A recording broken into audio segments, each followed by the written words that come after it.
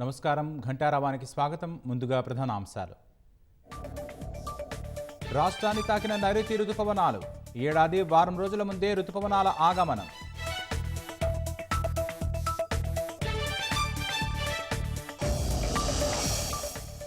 ప్రజల ఆత్మగౌరవం కోసమే పనిచేస్తున్నామన్న పొన్నం.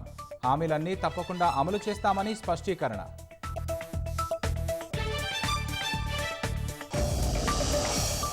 ఎగ్జిట్ పోల్స్ అంచనాలకు పూర్తి భిన్నంగా ఫలితాలు. కాంగ్రెస్ అగ్రనేత సోనియా గాంధీ ఆశాభావం.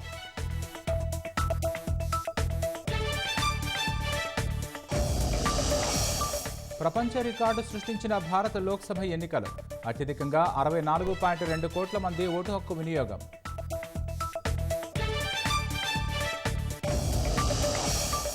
మెక్సికో తొలి మహిళా అధ్యక్షురాలిగా క్లాడియా షీన్బామ్.